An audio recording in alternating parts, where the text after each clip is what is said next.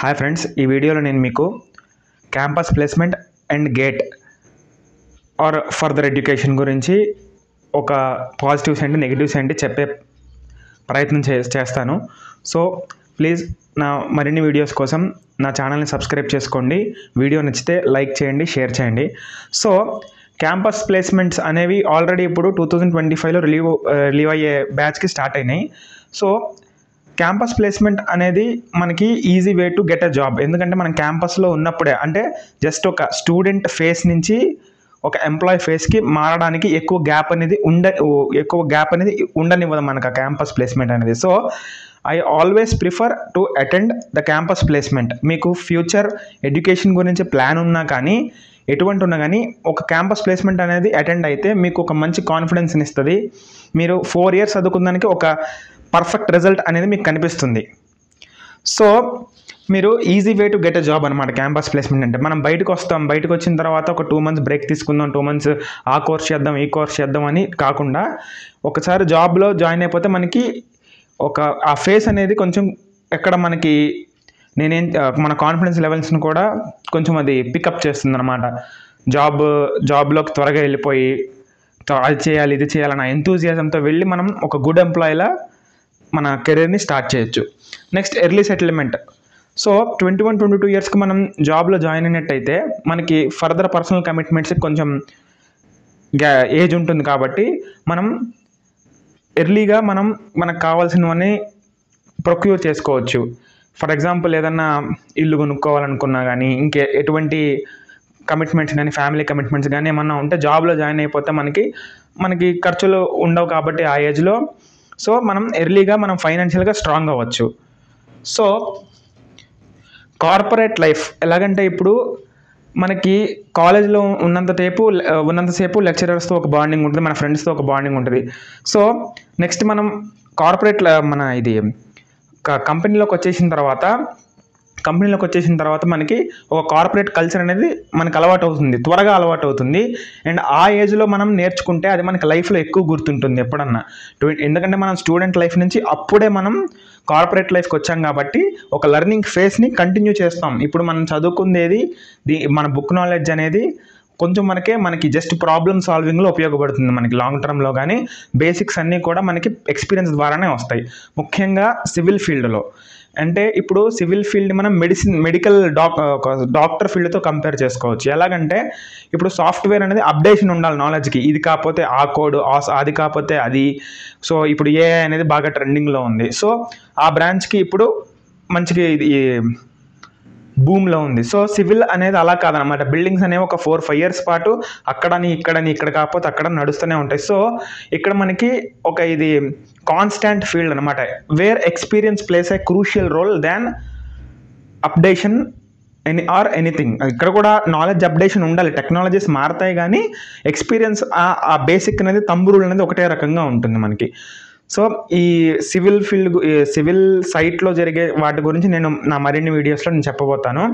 So ఇక్కడ ఏంటంటే, మనకి సివిల్లో ఎప్పుడైనా కానీ మనకి ఎక్స్పీరియన్స్ ఇంపార్టెంట్. సో మనకు ఆ ఎక్స్పీరియన్స్ కావాలంటే, ఎక్స్పీరియన్స్ ఉండి మనం ఎక్కువ రోజులు చేయాలంటే, మనం త్వరగా కెరీర్ని స్టార్ట్ చేయగలిగినట్టయితే అది మనకు కుదురుతుంది. అండ్ సాఫ్ట్వేర్ సిఎస్సి వాళ్ళతో కంపేర్ చేసుకుంటే సివిల్లో మనకి క్యాంపస్ ప్లేస్మెంట్స్ అనేవి తక్కువగా ఉంటాయి. అండ్ ప్యాకేజెస్ కూడా మనకి ఫస్ట్ స్టార్టింగ్ ఫేజ్లో చాలా తక్కువగా ఉంటాయి. బట్ ఎక్స్పీరియన్స్ పెరుగుతున్న కొద్దీ సాఫ్ట్వేర్ వాళ్ళకి ఉన్న దానికంటే మనకు కొంచెం మెంటల్ పీస్ అనేది కొంచెం పెరుగుతుంది. మనం ఫిజికల్గా ఎక్కువ స్ట్రెయిన్ అవ్వాల్సిన అవసరం లేదు. వేరే సాఫ్ట్వేర్లో మనకి ఏంటంటే ఫిజికల్ స్ట్రెస్ తక్కువ ఉంటుంది, కొంచెం మైండ్ పెట్టి చేసే వర్క్ ఎక్కువ ఉంటుంది. బట్ మనం సివిల్లో ఫిజికల్గా ఎక్కువ కొంచెం కష్టపడాలి. సైట్లో తిరగడం కానీ, ఇంకా అది కానీ సైట్ మీదకి వెళ్తేనే ఇలా ఉంటుంది మీకు. వేరే డిజైన్ ఫామ్ వైపు కానీ, కన్సల్టెంట్ వైపు కానీ వెళ్తే ఇంకో రకంగా ఉంటుంది. సో కార్పొరేట్ లైఫ్ అనే దానికి మనం అలవాటు పడతాం. సో ఈ కార్పొరేట్ లైఫ్ అంటే, మనం స్టూడెంట్ లైఫ్లో ఉన్నప్పుడు మనకి లెక్చరర్స్తో ఒక బాండింగ్ ఉంటుంది. నెక్స్ట్ ఇంకా ఫ్రెండ్స్తో ఒక బాండింగ్ ఉంటుంది. సో అది అయిపోయిన తర్వాత వెంటనే మనం ఈ కార్పొరేట్ లైఫ్కి వెళ్తే ఒక ఫేజ్ అనేది ఉంటుంది. ఆ ఫేజ్ని మనం ఎర్లీ ఏజ్లోనే క్యాప్చర్ చేయగలుగుతాం. ఎర్లీ ఏజ్లో ఏంటంటే మనకి 21-22 ఇయర్స్లో మనం కంపేర్ చేసుకోగలుగుతాం. నేను స్టూడెంట్లో ఉన్నప్పుడు అలా ఉండేది, నేను స్టూడెంట్లో ఉన్నప్పుడు ఇలా ఉండేది. సో మనం డిఫరెన్స్ అనేది తెలుసుకొని త్వరగా ఈ కార్పొరేట్ వరల్డ్లోకి మనం చొరవ తీసుకుని వెళ్ళగలుగుతాం. Next long term growth. ఎప్పుడైనా కానీ ఎర్లీగా జాబ్ జాయిన్ అయితే దాని తాలూకు రిజల్ట్స్ అనేవి మనకి లాంగ్ టర్మ్లో బాగా తెలుస్తుంది. ఫర్ ఎగ్జాంపుల్ ఒక అబ్బాయి 20 ఇయర్స్కే జాబ్లో జాయిన్ అయితే క్యాంపస్ ప్లేస్మెంట్ ఉంటే 25 ఇయర్స్కి 5 ఇయర్స్ ఎక్స్పీరియన్స్ వస్తుంది. సో అలా అతని కెరీర్ అనేది చాలా చిన్న ఏజ్లో మనం ఎక్కువ పొజిషన్కి వెళ్ళొచ్చు అన్నమాట. సో ఇంకోటి క్యాంపస్ ప్లేస్మెంట్స్ వల్ల ఉన్న నెగిటివ్ ఏంటంటే బాగా ఇప్పుడు ఫర్ ఎగ్జాంపుల్ మనకి ఇప్పుడు జాబ్ బెటరా, గేట్ బెటర్, మన ఫర్దర్ ఎడ్యుకేషన్ బెటరా అనేది తెలియదు. బట్ కానీ జాబ్కి వెళ్ళిపోయి తర్వాత ఏదో ఎంటెక్ చేసేద్దాము, అది చేసేద్దాం అనేవాళ్ళు జాబ్లో కనుక యాక్సిడెంటల్గా జాయిన్ అయ్యారు అనుకుంటే వాళ్ళు తర్వాత కంటిన్యూ చేయడం అనేది చాలా కష్టం అన్నమాట. ఎందుకంటే మనం జాబ్లో జాయిన్ అయిపోయిన తర్వాత ఆ జాబ్లో ఉన్న టెన్షన్స్కి, ఆ జాబ్లో ఉన్న ముఖ్యంగా మన సివిల్లో ఉన్న వర్క్ టైమింగ్స్కి మనం అడ్జస్ట్ అవ్వలేం. చదువుకోవడానికి టైం దొరకదు. సో ఇంకా ఎటు మనకి మంత్ ఎండింగ్ కల్లా వచ్చేసరికి బ్యాంక్లో శాలరీ పడుతుంది కదా అని చెప్పి ఒక రకమైన ఇది వచ్చేస్తుంది, సాటిస్ఫాక్షన్ వచ్చేస్తుంది మనకు తెలియకుండానే లైఫ్ పైన. ఒక 2 monthsకి అది 1 year 2 years చేద్దాం అనిపిస్తుంది. 6 months 8 months అయిపోయేసరికి మనకి ఇంకా జాబ్ అనేది మనకు అలవాటు అయిపోతుంది. సో మనం ఫీల్డ్ని చేంజ్ చేసుకోలేము. ఎప్పుడైనా ఒకసారి జాబ్ జాయిన్ అయిపోతే తర్వాత ఫీల్డ్ చేంజ్ చేసుకుందాం అనుకుంటారు, కానీ చాలా కష్టం. ఎప్పుడైనా కానీ మనకి ఫైనాన్షియల్గా మనకి స్ట్రాంగ్ అవుతున్నాం, అంతో ఇంత మనీ వస్తుంది అనగానే ఇంకా మనం ఆ జాబ్కి అలవాటు పడిపోతాం ఎప్పుడన్నా కానీ. అంతేగాని తర్వాత మన గోల్స్, ఇప్పుడు డ్రీమ్స్ని కొంచెం అచీవ్ చేయడానికి ఇది కొంచెం ఇబ్బందిగా ఉంటుంది. సో క్యాంపస్ ప్లేస్మెంట్కి అయితే ఇలా ఉంటుంది. నెక్స్ట్ గేట్ ఆర్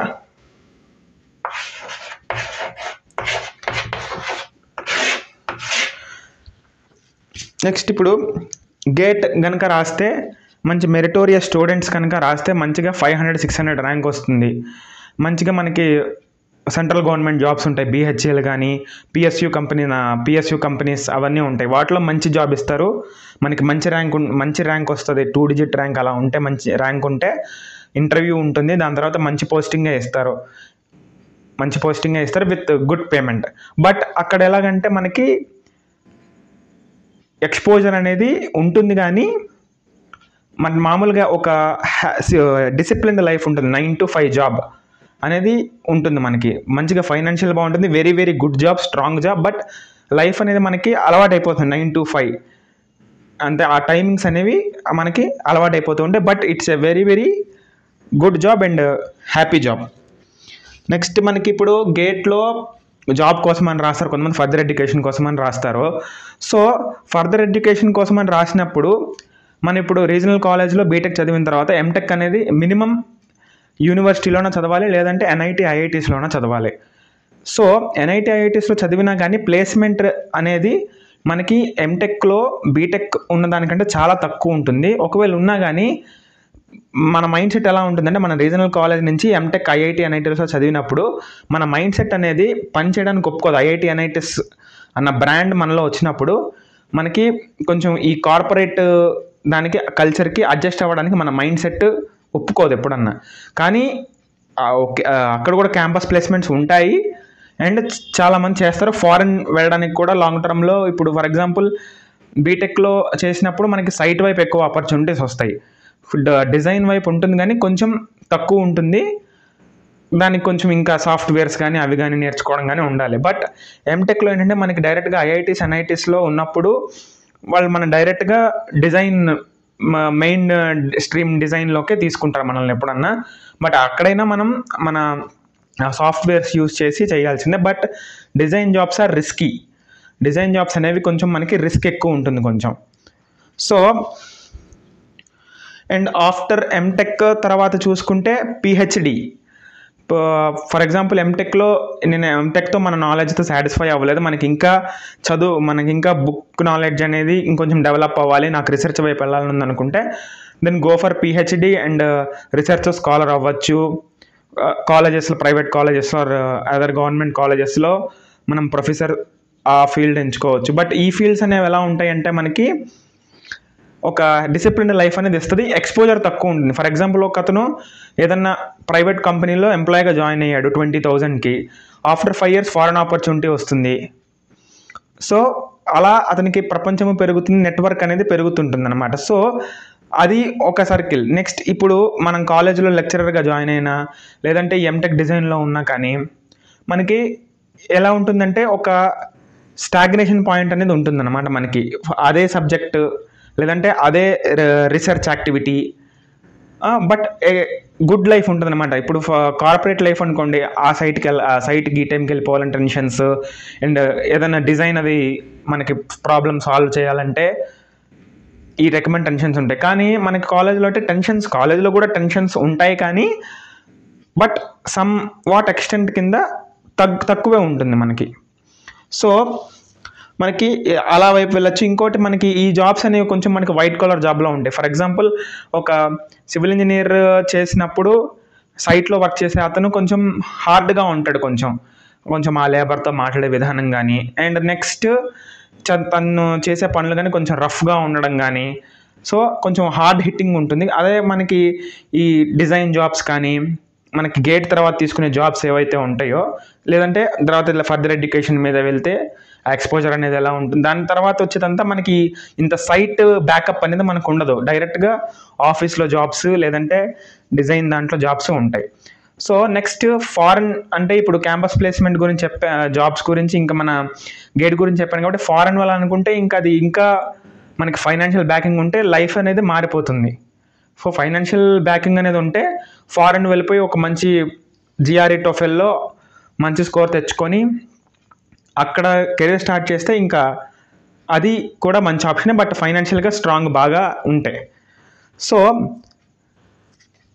మనకి క్యాంపస్ ప్లేస్మెంట్స్ అయితే నేను పాజిటివ్స్ నెగిటివ్స్ చెప్పాను, గేట్ అయితే కూడా నేను పాజిటివ్స్ నెగిటివ్స్ చెప్పాను.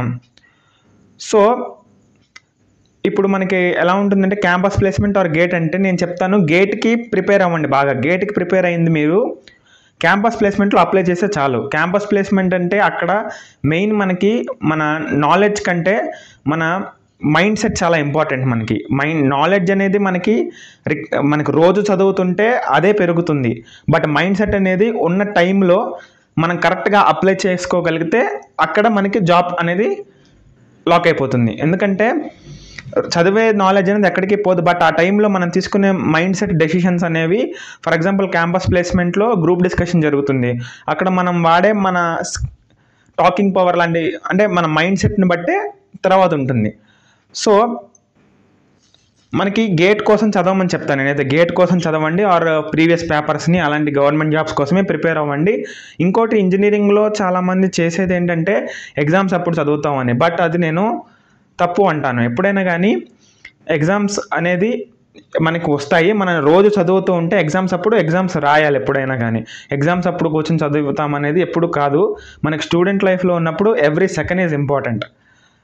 సో ఈ వీడియో గురించి మీ ఫీడ్బ్యాక్ని నా కామెంట్ రూపంలో తెలియచేయండి. నా మరిన్ని వీడియోస్ కోసం సబ్స్క్రైబ్ చేయండి. Thank you.